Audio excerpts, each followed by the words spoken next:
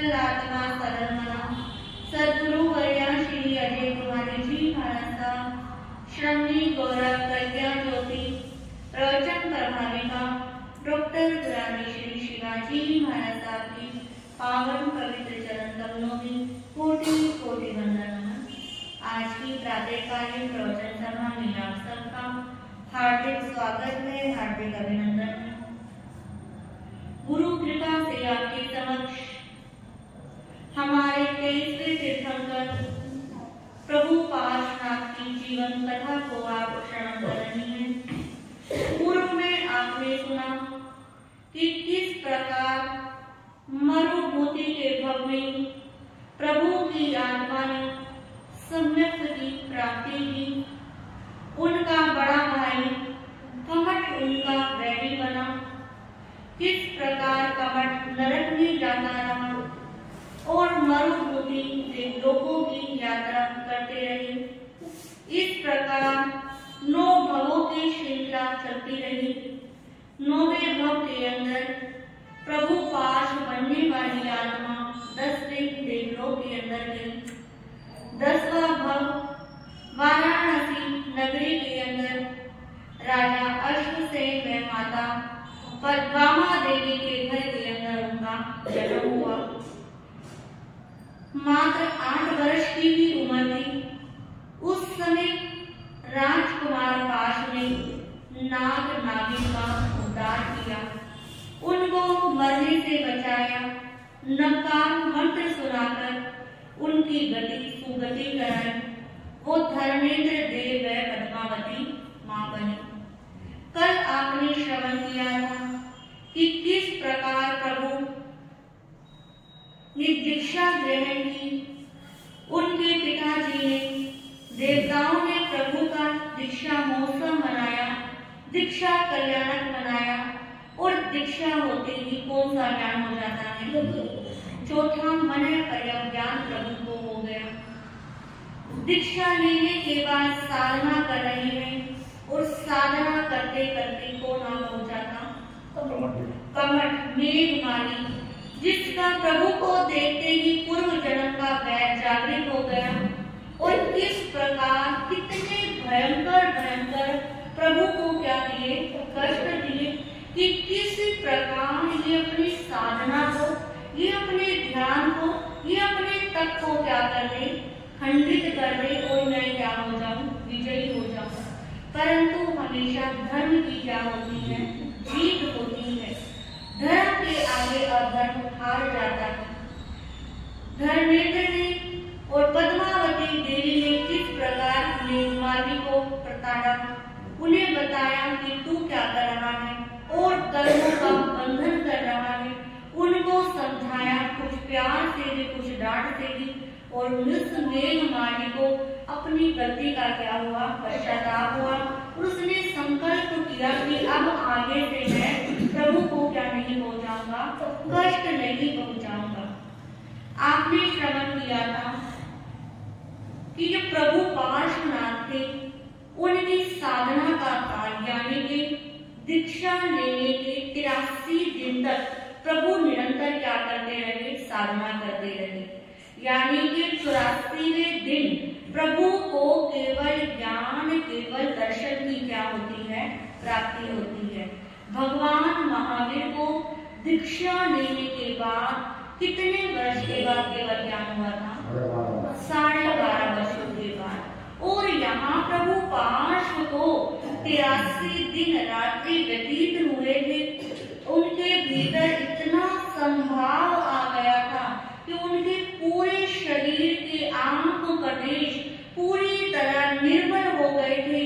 जो कर्म धूल थी, प्रगाढ़ कर्म बंधे हुए थे, धीरे धीरे करके सभी प्रगाढ़ बंधन क्या हो गए? हट गए।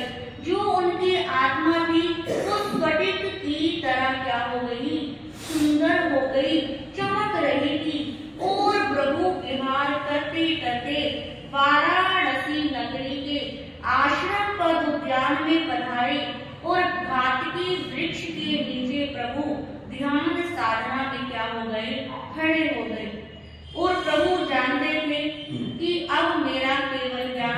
केवल दर्शन का समय नजदीक आ गया है और 3 दिन की साधना यानी कि तेरे तप में प्रभु ध्यान साधना में खड़े हैं और 3 दिन की साधना के बाद चैत्र कृष्णा चतुर्थी के दिन विशाखा नक्षत्र का योग जिस दिन हो रहा था उस दिन प्रभु ने अपने 4 घन घाटी कर्मों को क्षय कर दिया, यानी कि उनको केवल ज्ञान केवल दर्शन की क्या हो गई, प्राप्ति हो गई।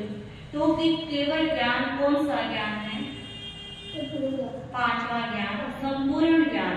कि केवल ज्ञान होने के बाद हर चीज पूरी तरह क्या दिखती है, स्पष्ट दिखती है। सारा ज्ञान उनकी आंखों के सामने होता है। अब प्रभु 5 क्या हो गए, पारस हो गए, वो अरिहंत हो गए, वो जिन हो गए, सर्वज्ञ हो गए, सर्वदर्शी हो गए। शास्त्र कहता है, प्रभु पार्थ जीवन चरित्र कहता है, तीर्थंकर चरित्र कहता है कि जैसे ही तीर्थंकर भगवंतों को केवल ज्ञान होता है, 1 सेकंड के अंदर में ही देव दुंदुभी क्या हो जाती है, बजने लग जाती है। यानी कि जो इंद्र होते हैं उनका सिंहासन कंपायमान हो जाता है और वो अपने अवधि ज्ञान में देखते हैं कि आखिर क्या हो गया। तो पता लगता है कि तीर्थंकर को क्या हो गया, केवल ज्ञान हो गया और वो अद्भुत से देवी देवताओं के साथ अपने पूरे परिवार के साथ इंद्रगण प्रभु का केवल ज्ञान महोत्सव मनाने के लिए क्या होते हैं, धरती पर आते हैं।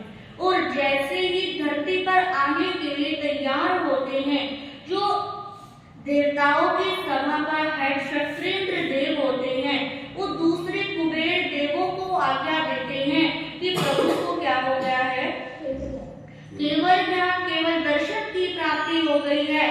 तो तुम क्या करो, समूह शरण की रचना करो। केवल ज्ञान प्राप्त होने के बाद ही क्या होती है, समूह शरण की रचना होती है।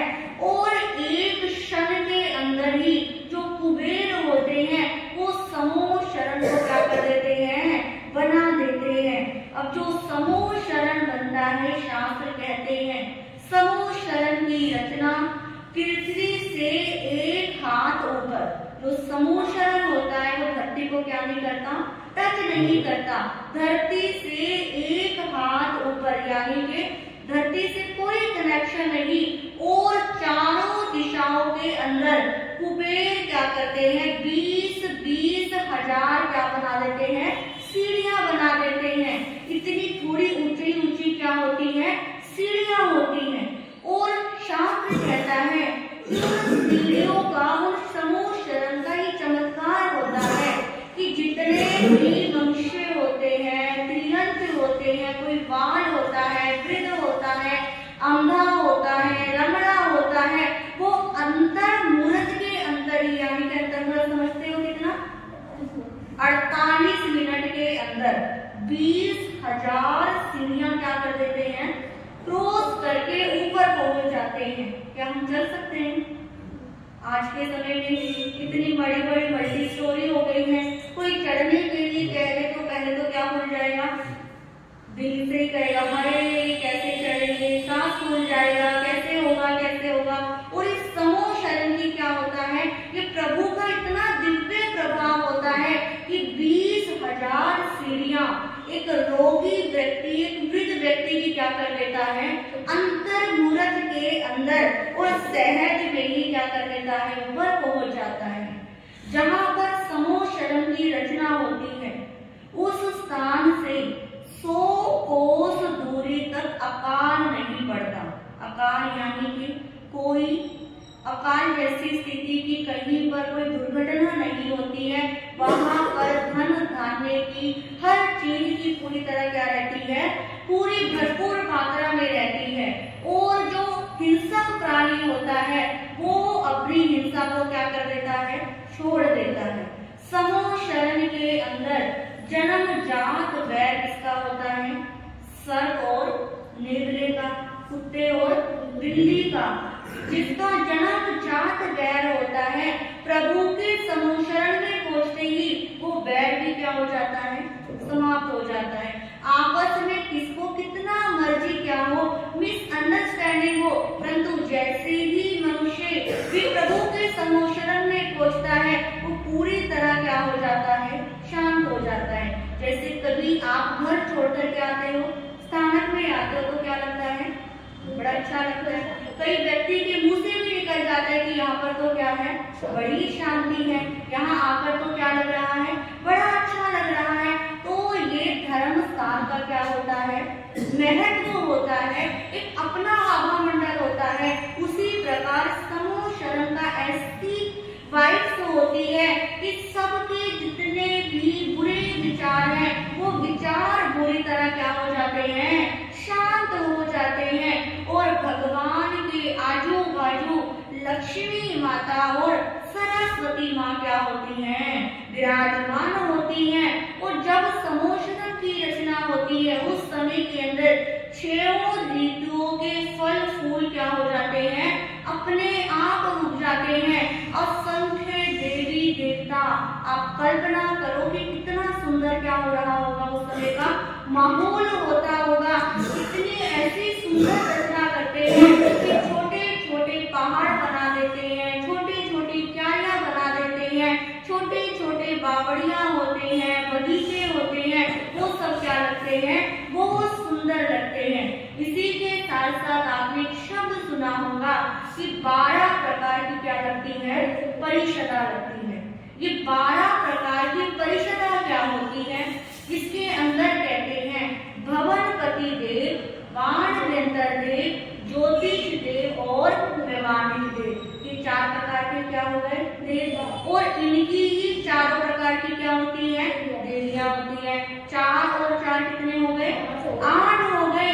एक होते हैं पुरुष और एक स्त्री, यानी कि कितने हो गए, 10। इसी प्रकार एक त्रियंच और एक त्रियंचनी, कुल मिलाकर कितने बन गए, 12 बन गए। ज्योतिष देवों के अंदर जो हमारे नव ग्रह हैं, इसके अंदर सूर्य, चंद्र, मंगल, बुध, गुरु, शुक्र, शनि, राहु और केतु, ये सब भी प्रभु के क्या आते हैं, समूह शरण के अंदर आते हैं और प्रभु की वाणी को क्या करते हैं, सुनते हैं। इस प्रकार प्रभु के दिव्य भव्य समूह शरण की क्या होती है, रचना होती है। और कहते हैं कि जब भगवान महावीर का समूह शरण लगा था उसके अंदर तो सिर्फ 8 प्रकार की परिषदा आई थी, परंतु जब प्रभु पाश का पहला समूह शरण लगा था तो 12 प्रकार की परिषदा क्या थी, वहां पर उपस्थित थी। और जब समूह शरण के अंदर 12 प्रकार की परिषदा उपस्थित हो गई तो प्रभु पाश ने सबसे पहला उपदेश दिया था। श्रावकों के 12 व्रतों के ऊपर उन्होंने अपनी देशना दी थी। श्रावक के 12 व्रत जिन्हें अनुव्रत भी कहते हैं, हमारे क्या होते हैं, महाव्रत। और कितने होते हैं, 5 होते हैं। आप श्रावक और आपके कितने व्रत होते हैं, 12 अनुव्रत होते हैं, जिसके अंदर पहला अनुव्रत होता है अहिंसा अनुव्रत, स्थूल हिंसा का त्याग। कई बार आप सुनते हो कि जो साधु साध्वी होते हैं वो प्रवचन के माध्यम से या वैसे ही आपको क्या कहते हैं, श्रावक जी और श्राविका जी।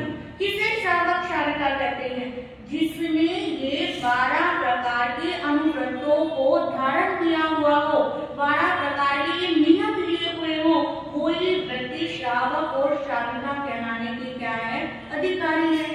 भगवान महावीर के उपासना दशांग सूत्र के अंदर 10 प्रकार के क्या आता है, श्रावकों का वर्णन आता है। वैसे तो कितने सारे श्रावक होंगे, अब सबको ही श्रावक क्यों नहीं कहा, जिसने ये 12 अनुव्रत लिए हुए होते हैं उसको ही वास्तविक रूप में क्या कहते हैं, श्रावक कहते हैं।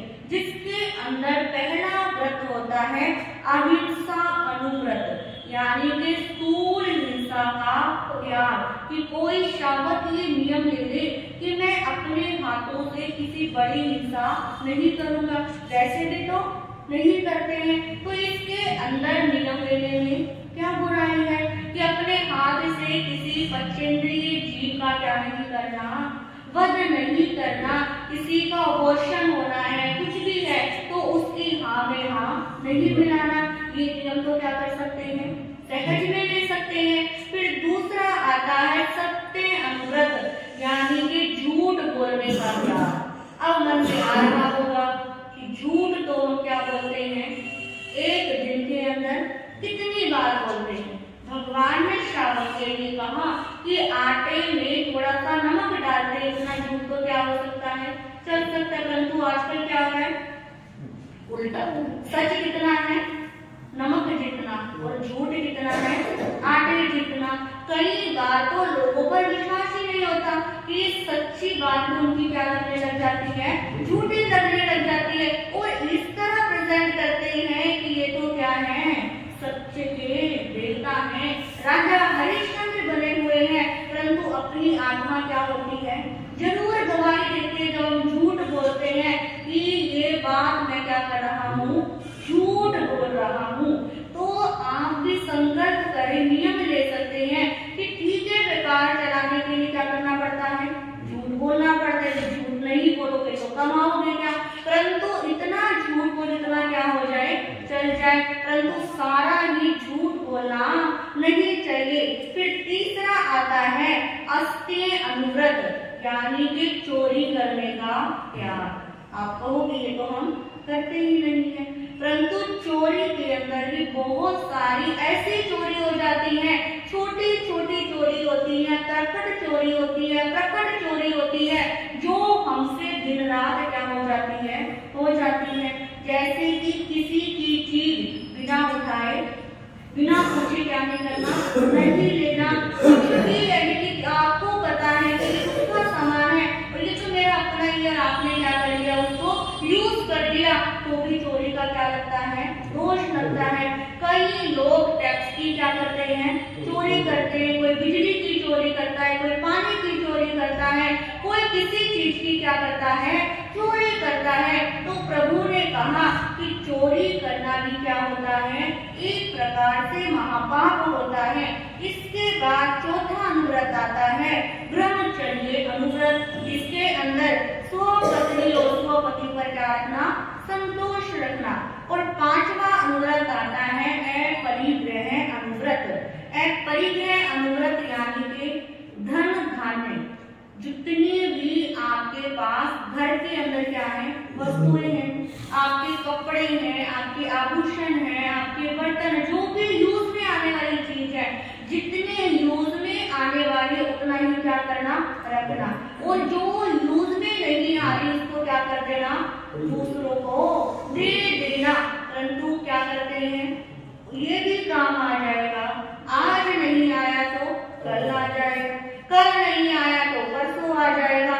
बहनों को सबसे ज्यादा क्या होती है, अपनी वस्तुओं से भ्रमत मानना। सबसे ज्यादा क्या होती है, ममता होती है कि नहीं कभी काम आ जाएगा, कभी काम आ जाएगा। परंतु शास्त्र कहता है प्रैक्टिकली देखना, जो चीज एक साल में यूज नहीं आई वो चीज आपके कभी भी क्या नहीं आती, यूज में नहीं आती। तो आप संकल्प करो कि कुछ आप नया सामान लेके आए हो तो साथ पुराना क्या कर दो, दूसरों को दे दो। अब हमें तो जागृत होना चाहिए, समय इतना खराब चल रहा है कि आप अपने हाथों से जीते जी अपनी वस्तु किसी को दे देंगे तो वो हमारा क्या मनाएगा, शुक्र गुजार करेगा। दुनिया से जाने के बाद भी हमें क्या रखेगा, याद रखेगा कि मेरे दादाजी ने, मेरे चाचा जी ने, मेरे पिताजी ने, मेरी माता जी ने मुझे क्या दिया था, ये सामान दिया था। और आपके जाने के बाद भी चीज क्या हो जाएगी, यहीं पर रह जाएगी। फिर वो चीज को कोई लेना भी पसंद नहीं करेगा, कहेंगे ये तो मरे हुए की क्या है, कपड़े हैं। आप जीते जी दोगे तो वो क्या करेगा, खुश होकर कहेगा, और मरने के बाद तो उसको कोई हाथ भी नहीं लगाएगा। तो ये खुद सोचो कि आपको अपनी प्रशंसा करवानी है या मरा हुआ कहलाना है। तो प्रभु हमारा धर्म तो हमें हर पल सचेत होने के लिए कहता है कि हर पल का क्या कर लो, यूज कर लो, कि जितनी भी ज्यादा वस्तुएं हैं उनका क्या कर दो, त्याग कर दो। इसके बाद छठा व्रत आता है दिशा परिणाम व्रत। इसके अंदर है आने जाने वाली साधन सामग्री का विवेक करना, कि आप डेली नियम कर सकते हैं कि आज मैं सिर्फ आने जाने के जैसे कि पता है कि आपको जब फ्लाइट में जाना है तभी जाओगे, रोज तो क्या नहीं होती, फ्लाइट की यात्रा नहीं होती, ट्रेन की यात्रा भी क्या नहीं होती, रोज नहीं होती, साइकिल में भी कोई जाता नहीं है। तो दिन के 5 वाहन रखे बाकी सब वाहनों का क्या कर सकते हो, आप क्या कर सकते हो, इससे आपको क्या मिलेगा, पुण्य मिलेगा, कुछ लगेगा तो है नहीं, सिर्फ एक भीतर क्या आएगी, जागृति आएगी। इसके बाद 7वां है उपभोग परिभोग परिणाम वर्त। इसके अंदर जो वस्तु एक बार भोगी है या बार भोगी जाएगी, उनकी क्या रखना, लिमिटेशंस रखना कि आज मैं इतनी बार ही क्या करूंगा, उपयोग करूंगा। जैसे कुछ व्यक्ति होते हैं कि एक दिन के अंदर 4 कपड़े ही क्या करने हैं, बदलने हैं, 4 से ज्यादा कपड़े नहीं बदलने। अब नया साल लगने वाला है, सोचे इस नए साल के अंदर मैं 4-5 जितने भी कपड़े उतने ही नए लाऊंगा, उससे ज्यादा मैं नहीं लाऊंगा। तो भी आप इसमें बन गए, नियम में बन गए और जीवन के अंदर क्या आ गई, मर्यादा आ गई। फिर 8वां है अनर्थ दंड त्याग, कि अनावश्यक पाप कर्मों का क्या करना, त्याग करना। पाप कितने हैं, 18 पाप। जो पाप एक पाप क्या है, बहुत सुंदर है, जिसके अंदर क्रोध मान माया और लोभ सबसे बड़े पाप है। कि आज मैं यदि गुस्सा हो गया है तो एक नमकार मंत्र की क्या करूंगा, माला करूंगा। गुस्से में किसी को गाली दे दी तो कुछ पैसे क्या रखूंगा, दान में डालूंगा। यदि हम उसके बदले में कुछ ऐसा करेंगे तो धीरे धीरे पाप कर्म से क्या हो जाएंगे, पीछे छूट जाएंगे। और 9वां व्रत है समायिक व्रत, कि प्रतिदिन क्या करनी है, समाई करनी। किस किस का नियम है डेली समाई करने का, 2 जगहों का। इतनी बड़ी पूरी आपने तो क्या करवाई हुई है, दीक्षा भी, यानी कि 2 मुमुक्षु आत्माओं को, उससे पहले भी हमारे उपाध्याय भगवान की भी क्या हुई है, यहीं पर दीक्षा हुई है। उन्होंने जाग जीवाई के लिए क्या लिया है, समायिक व्रत लिया है। और आप क्या नहीं करते, प्रतिदिन समायिक नहीं करते। कहोगे साधु साध्य होते हैं वो क्या हो जाती है, समायिक हो जाती है। परंतु चाहे हो या ना हो, डेली एक समायिक तो जरूर करनी चाहिए। जैसे आज के समय में फोन क्या करते हैं, देखते हो ना, फोन देखे बिना क्या नहीं आती, नींद नहीं आती, किसको मैसेज है, क्या है, खाना खाए बिना हमारा गुजारा नहीं होता, पानी पिए बिना हमारा गुजारा नहीं होता, बात करे बिना गुजारा नहीं होता। तो नियम जीवन में ऐसा बनाओ कि समायिक नहीं की तो क्या होगा, कुछ खाली खाली सा रह गया। प्रतिदिन एक समायिक करना। दिन के कितने घंटे, 24 घंटे, और समाई कितनी देर की, 48 मिनट की। 48 मिनट तो इधर उधर में क्या हो जाते हैं, ऐसे ही हो जाते हैं। तो आज का दिन पूरा, कल का दिन आपके पास क्या है, पूरा है। परसों देखते हैं कि पूरे साल भर के लिए कौन कौन क्या लेंगे, नियम लेंगे। कि एक साल के अंदर 365 दिन में से 300 दिन, 65 दिन फिर भी आपके लिए क्या करेंगे, छोड़ दिए। कि 365 दिन में से 300 दिन हम क्या करेंगे, समाई करेंगे। तो जो भी आ जाए हैं, दूसरों को भी प्रेरणा देंगे कि कम से कम श्रावक का ये व्रत को क्या कर सकते हो, आराम से निभा सकते हो। श्रावक कोई कहता है तो बड़ा अच्छा लगता है, महाराज ने मेरी क्या करी, प्रशंसा कर दी, मुझे श्रावक कह दिया, मुझे शालिका कह दिया, इसके लिए क्या करो, काम तो करो, तभी तो क्या कहलाओगे, श्रावक शालिका कहलाओगे। इसके साथ 10वां व्रत है देशां काशिक व्रत। इसके अंदर आता है कि 4 प्रकार की क्या है हमारी दिशा है, उत्तर, दक्षिण, पूर्व और पश्चिम। और एक एक दिशा के अंदर कितने कितने हजारों किलोमीटर की क्या है, दूरी है।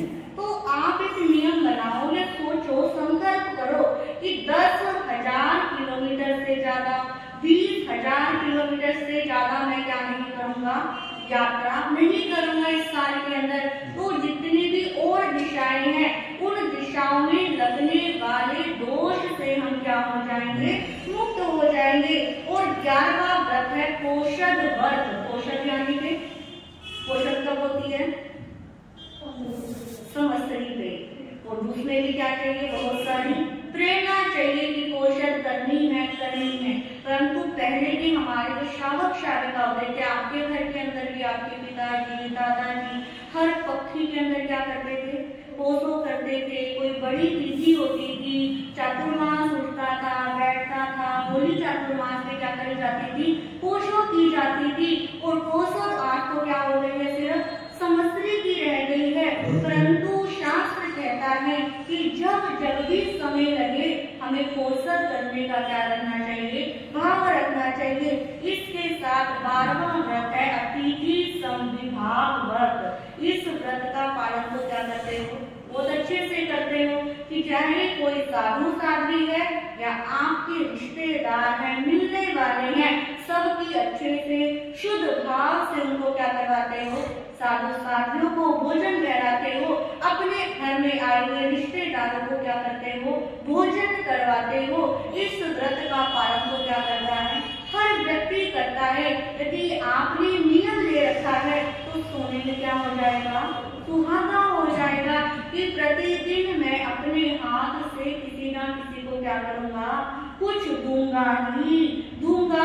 यदि साधु साध्वी का सहयोग मिल जाए तो बहुत अच्छा है, नहीं तो अपने किसी साधार्मिक बंधु को, किसी व्यक्ति को अपने हाथ से मुझे क्या देना है, कुछ ना कुछ जरूर देना है। तो इस प्रकार के श्रावक के 12 व्रत ये भगवान पार्श्वनाथ ने भी अपने शिष्यों को क्या करे थे, बताए थे। जब पहला समोशरण लगा था तो ये श्रावक के 12 व्रतों की क्या दी थी, सबको देशना दी थी कि जीवन के अंदर कुछ नहीं तो ये 12 प्रकार के क्या लेकर आ जाओ, नियम लेकर आ जाओ।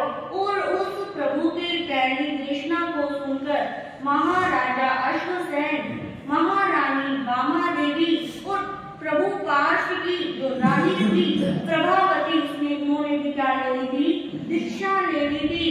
10 प्रकार के पुण्य पुरुषों ने प्रभु का शिष्यत्व क्या कर लिया था, स्वीकार कर लिया था। और प्रभु की शिष्य परंपरा क्या हो गई थी, बढ़नी शुरू हो गई थी। अब कैसे कैसे प्रभु की शिष्य परंपरा आगे बढ़ती है, कौन कौन शिष्य बनते हैं, कितने प्रभु के गंधर्व हुए हैं, कितने साधु साध्वी श्रावक श्राविका। आपके लिए थोड़ा सा होमवर्क है, भगवान महावीर के कितने साधु, कितने साध्वी, कितने श्रावक और कितने श्राविका हुए हैं। ये 4 क्वेश्चन आपने बहुत बार क्या करे होंगे, सुने हुए होंगे, पर थोड़ा सा दिमाग लगाना और थोड़ी सी रिसर्च करके आना, तब मैं इनके आंसर क्या करूंगी, आपसे पूछूंगी। छुट्टी मत मारना, आने का क्या करना, प्रयास करना। और जिसके सही आंसर हो उनको कुछ ना कुछ क्या दिया जाएगा, दिया जाएगा। तो ये 4 क्वेश्चन सबको क्या करके आने हैं, याद करके आने हैं, ढूंढ के लाने, कहीं से भी पूछ के लाने हैं। तो ये सब भगवान पार्श्वनाथ के भी कितनी शिष्य परंपरा हुई, कैसे उन्होंने धर्म को आगे बढ़ाया और कैसे निर्वाण प्राप्त हुआ, ये आप आएंगे और आपको सुनने से पता लगेगी। समय आपका हो गया है। इसी के साथ कल साल का क्या है, अंतिम दिन है, यानी कि 31 दिसंबर है। 31 दिसंबर को लोग बहुत सेलिब्रेशन के रूप में मनाते हैं कि आज तो क्या है, 31 है, कोई घूमने जाते हैं, कोई कुछ करते हैं, कोई कुछ करते हैं। परंतु हम तो किसमें मनाएंगे, प्रभु पार्श्व के निर्वाण के रूप में, कि प्रभु पार्श्व को कैसे निर्वाण हुआ और निर्वाण के समय धरती के ऊपर कैसी वाइब्स होती है, कैसे जीवों का कल्याण होता है, ये आप आएंगे और आपको सुनने से पता लगेगा। इन्हीं शब्दों के साथ मैं अपने विषय को विराम देती हूँ। सभी मिलकर बोलेंगे, चिंतामणि